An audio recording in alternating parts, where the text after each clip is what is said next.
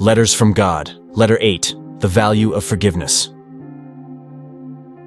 My beloved son, what I want to tell you today is about forgiveness and forgetting, which is very important for your salvation. Many people don't know how to forgive, and that's why wars, personal conflicts, separations of loving families, illnesses, and even the spiritual separation between me and humanity happen. I understand that for humans, forgiving and forgetting isn't easy. However, in my scriptures, there are several texts advising you to forgive one another.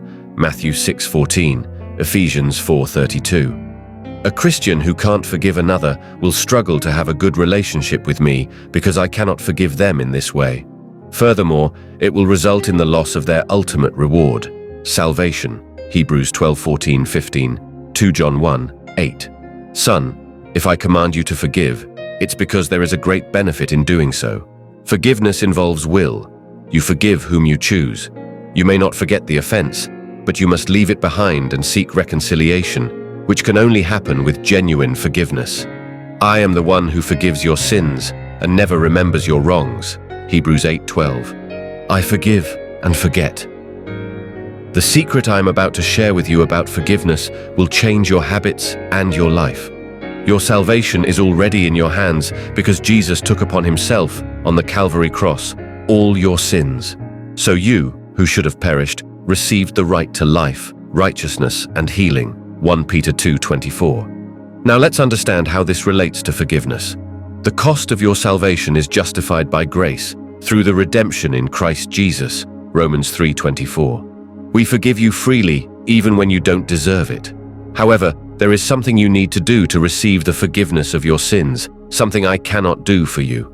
If you confess your sins, I am faithful and just to forgive and cleanse you from all wrongdoing. 1 John 1:9. There's also a crucial step you must take before receiving forgiveness. You must repent and be baptized in water in the name of Jesus. Only then, baptized and with your sins forgiven, will you receive the gift of the Holy Spirit. Acts 2:38. Do as King David did. Confess your sins, don't conceal them, and I will forgive all your wrongdoings. Psalm 32:5. If you do this sincerely, even if your transgressions are as dark as crimson, I will wash them in a way that they'll become as white as wool and snow. Isaiah 1:18. My son, when you confess your errors, repent of your sins, even I, am he who blots out your transgressions for my own sake, and I will not remember your sins. Isaiah 43:25. For today, we've covered the basics about the value of forgiveness. As I finish this letter, I hope you'll act as follows. 1. Repent and turn back to me so that I may forgive all your sins. Acts 3:19. 2. Confess your sins. I am faithful and just to forgive your sins and cleanse you from all unrighteousness. 1 John 1:9. 3. Experience a new life. I will give you a new heart and put a new spirit in you. I will remove from you your heart of stone and give you a heart of flesh, and I will put my spirit in you and move you to follow my decrees and be careful to keep my laws. Ezekiel 36:25-27. I'm immensely joyful when I know my children are willing to do what's right. Tell me what you'll do from now on. It can be through a written prayer. Your everlasting friend, Jesus.